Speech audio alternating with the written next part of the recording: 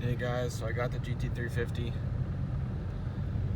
Got it in metallic gray, I think they call it. And I absolutely love this car. If you look at one of my previous videos, I sort of did a driving review of a 2015 Mustang GT. And for the most part, this car is nothing like that car whatsoever, as it should be for the price difference, for sure. But one thing that's way better is this transmission. This thing is beautiful compared to the MT86 that's in that GT. This thing is so smooth. Well, it's a little notchy, but it's the smoothest transmission I've ever run in a vehicle, even smoother than the ZL1 that I had. So we're gonna go up here and shoot the video. This car has active exhaust, so I just switched it into sport, or as I call it, loud mode, so we get to hear what that sounds like from the side of the cab. Here, I'll get on it and put it up here.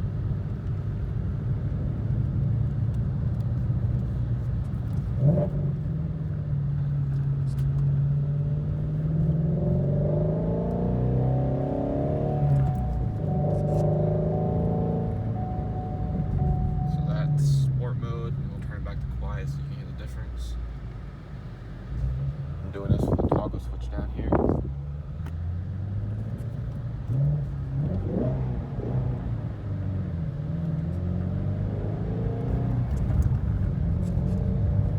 Much quieter.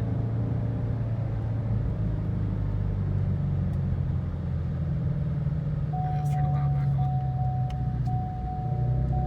For the most part, like, the first thing I do when I get in this car to start it up is I just switch it to the sport mode. I actually just ordered some parts that simulate the valves being open all the time from Grimspeed, because I don't really care to have it quiet. I mean, this is a track car, race car, whatever you want to call it, sports car. I like my things loud, so that's the way I'm doing it all the time, because it's annoying when you start it up. It starts up with the valves in like the open position, and then as soon as it starts, it switches them back to the quiet mode. And I just want it loud all the time, so that's what I'm gonna do. Go over here a little bit, kind of go over some stuff. As you can see, I have like it's an aftermarket heads-up display. I need to clean this up, put it back in. So this car, it boggles my mind, you know. It's a premium car. My ZL1 had it, my SS had it. Why didn't they come stock with a heads-up display with a speed? It has, right here is your RPM, and you can go in here. I believe it's the track apps. Maybe. Preferred shift indicator, yes. So this thing, I'll go through this, and you should be able to see when I go through the modes. So there's 3 different modes or off. So if you go to attack, you'll see it up here. So it's just gonna go from left to right as you get closer to your set RPM. You can set it and edit whatever you want it to be. Track, that's what I have it at. So it goes from both sides in. When you hit center, that's red line. Drag, gotta be honest, I don't really know how to use that. I'd have to look it up. But those are 3 different modes where you can have it off. I'm gonna put it back in track. Go back, and then it'll beep once you hit your shift point that you can set. I have mine set to 8,000. Red line is 8,200 or 8,250 is the red line. Sounds absolutely, I don't know how to describe it. It's intoxicating. When you get up, you know, above 6,000-7,000, like you feel like it just doesn't feel right. Like you feel like you got to shift. I always short shift this thing all the time. The flat plane crank sound is just, you have to drive it to really experience it. It's amazing. So you have like your normal trip stuff in here. I have it in the metric mode. So that's 7.1 kilometers per liter. I don't know. It's like, I'm just throwing a guess out here. I think it's like 16 or 17 miles per gallon or something like that. Then you have your trip, the time, the kilometers to empty, or miles to empty, whatever you have it set to. Trip 2, fuel economy. I mean, I don't really think anybody's gonna like pay attention to that too much.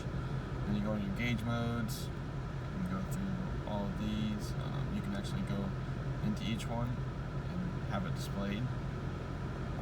If it's a certain one you want to view like all the time, if you're tracking it, you can have this one up the whole time. So I usually leave this one up because I have the heads up display, the aftermarket one I put up. I don't like having to look down at my speed, and I'm just kind of spoiled because I had heads up display on 01. I've liked it ever since. Speedometer.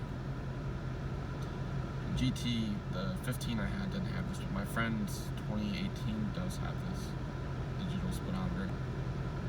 Tire pressure, self-explanatory. Track apps, you got your overall status of your settings, your steering wheel settings, suspension settings. So it's got the magnetic ride, dampeners. I had the choice between 3 different 350 configurations at this dealership I went to, and I'm not really sure exactly what comes on each configuration. I know the one didn't have, I don't know if it didn't have this one, but definitely didn't have this, so I had to do it all through the steering wheel. On the steering wheel here on mine, you have, this is suspension mode, so you click that, click it again, and it changes it. Stiffens it up in sport. Steering wheel here, press it. Maybe. There we go. You got 3 different modes: comfort, normal, sport. I don't honestly really have a preferred mode yet. I guess I kind of like sport. I like to have the a little bit stiffer feeling. Then you have your mode buttons. Default to normal, obviously, so got normal, sport, wet weather, track, and drag strip. I haven't even touched this one or this one yet. I'm in Baumholder, Germany. It's a little nice out here, but it's wintertime right now, so everything's wet, the roads are gross, it's cold. I'm on, I don't even know what I have. I think there's Pilot Sport Cup 2s. Let's see.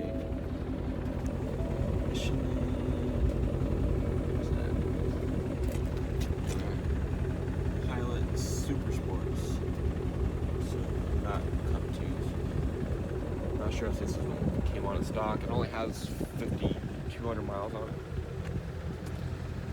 Really disappointed to see this. I watched a couple of GT350 videos with the other door sills and the older ones. I'm definitely going to order one of the cars new.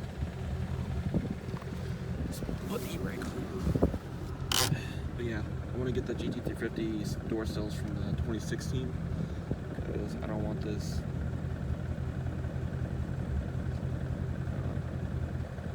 Ford plastered all over the place. There's also an engine bay. Move that real quick.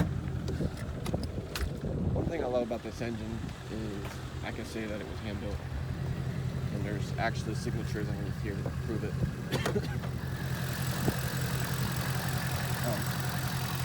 This $60,000 car, also like the GT, does not come with foot struts. I ordered those as well. So hood prop up.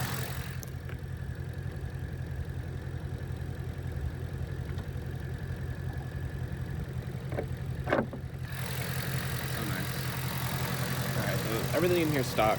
Engine's been untouched. Got a plastic sport performance there. Powered by 4 gear. Good. But what I was talking about. Hands on the side. Got the signatures of the builders here. But I don't know. This I want to replace too. This is absolutely, like, the engine bay is like gorgeous, and then there's this, I don't know what they were thinking there. It's functional, I don't care. It looks absolutely hideous in this nice engine bay. So I'm gonna get the aluminum replacement. You can find them all over. There's like 3 or 4 different options. I don't think I'm ever really going to mess with this too much. I mean, this looks pretty adequate for stock. It looks like it's cool there. So you're really not going to gain too much by spending $500 on this stupid intake. That's my opinion. I'm not an expert. I don't claim to be. Maybe I will someday when I have extra cash, but I think the first thing that I'm going to put money into is probably headers and catalytic. Probably some stainless steel. Closet.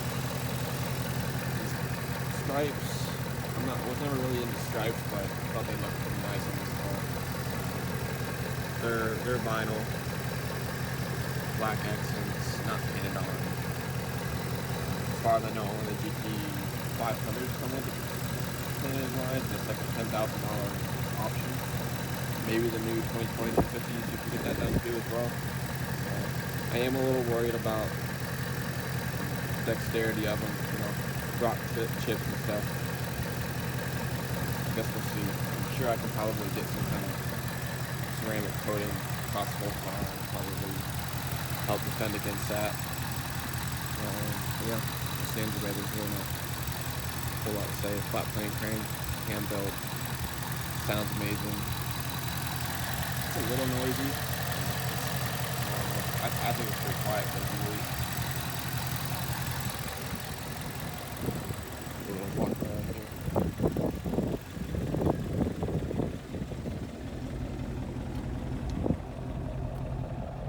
This is idle with the exhaust valves open.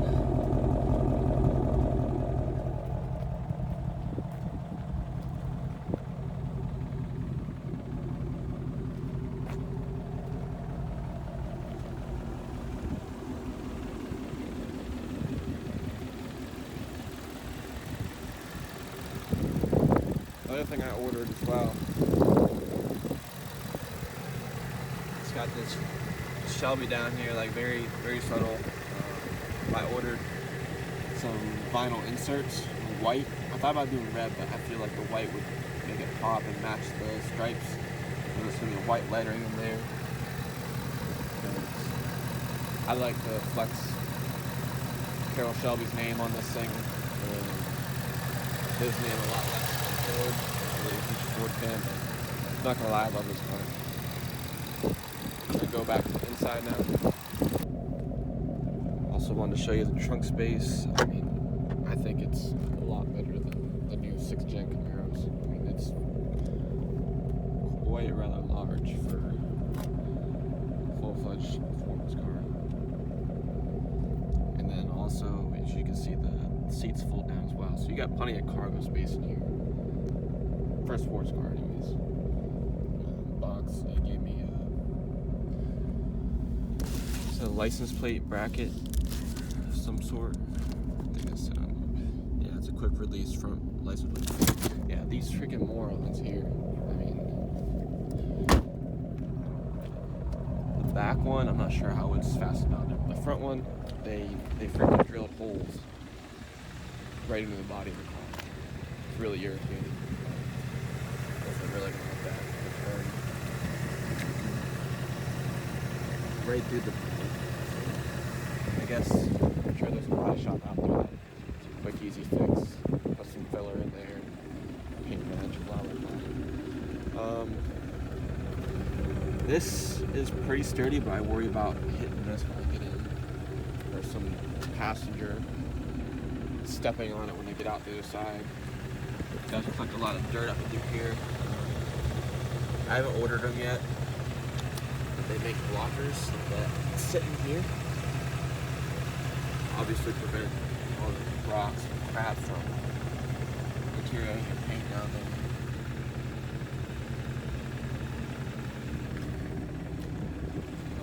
This car has the side marker lights, turn lights. Obviously, you have your Mustang smart entry. Rims are nice from the factory. Oh, the brakes? Yeah, they are extremely amazing. When I first got in this car, I went from driving Renault SS that I had to this thing. Wow, I put the brakes on just to normally stop and about put myself through the windshield.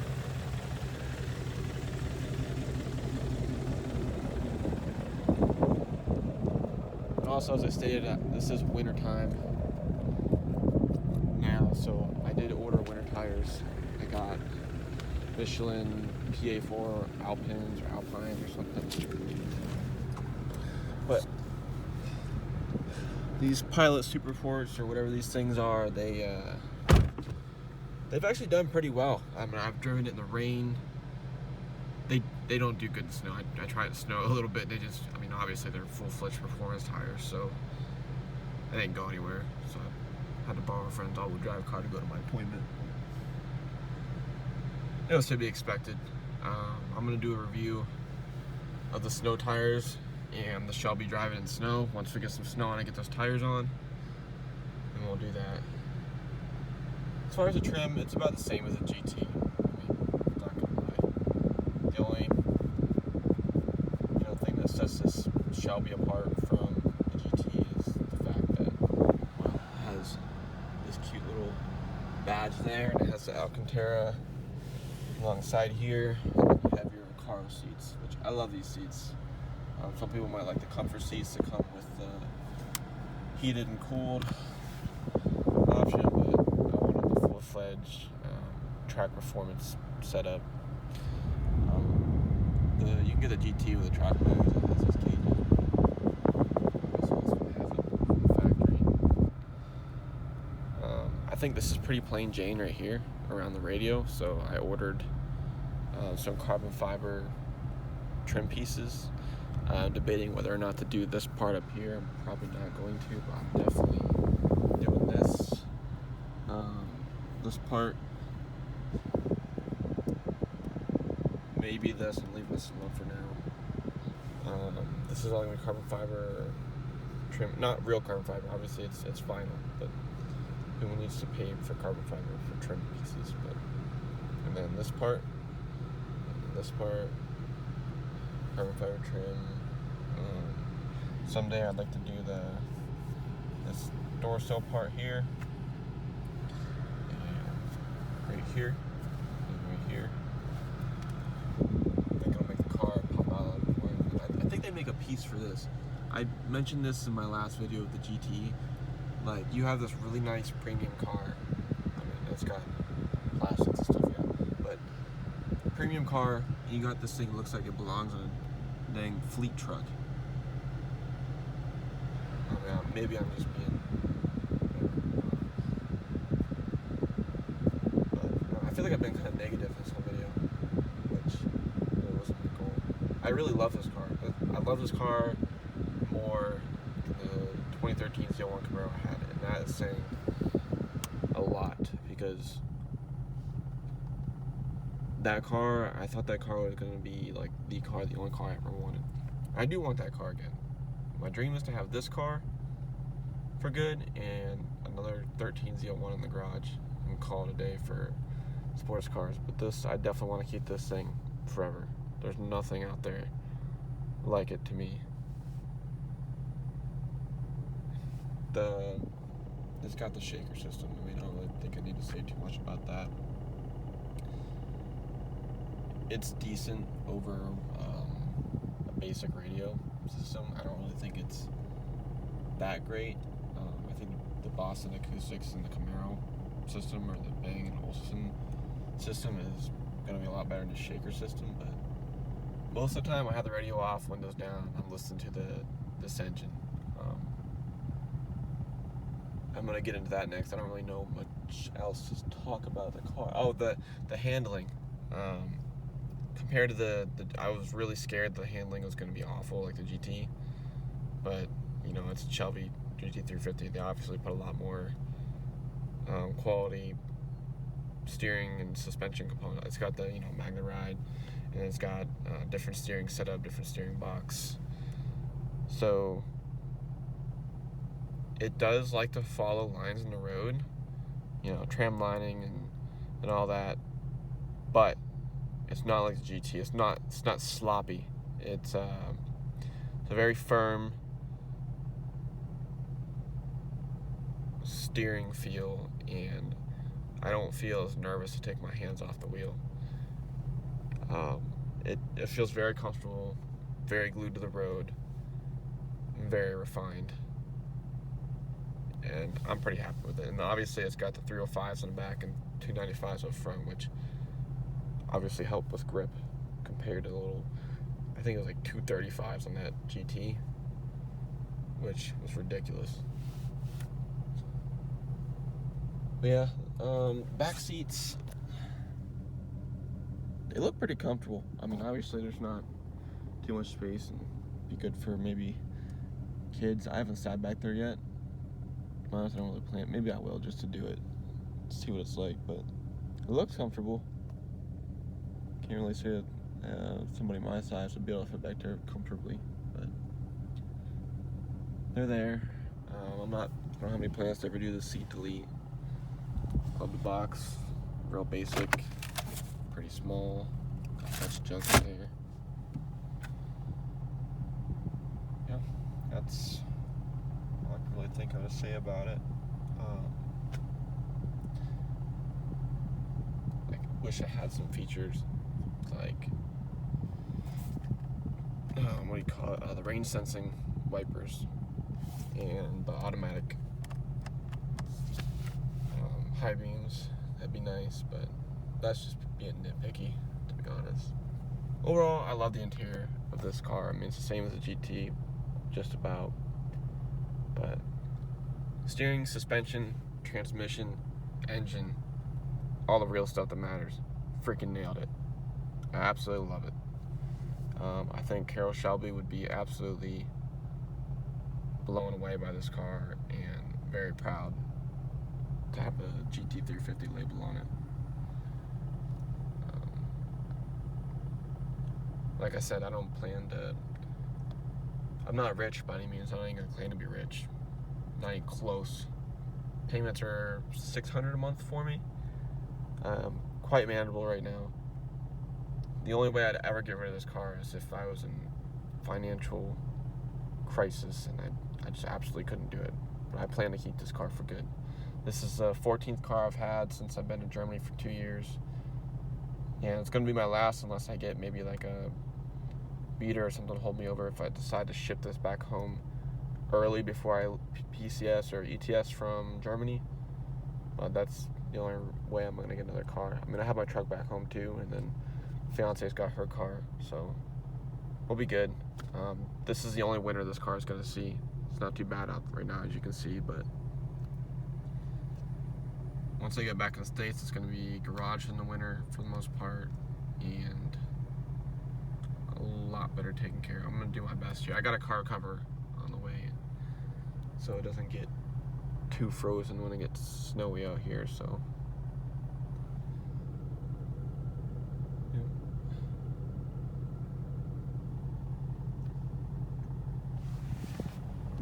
It'd be nice if they'd include some premium car mats, but this is what it comes with stock. That's me being nippy again. Let me get off this. Alright, so that's it for this little, I don't say driving review. I don't really do too much driving, but it's a quick little overview of the car, what I like, what I don't like. Next video is going to be more driving and exhaust note. So stay tuned for that.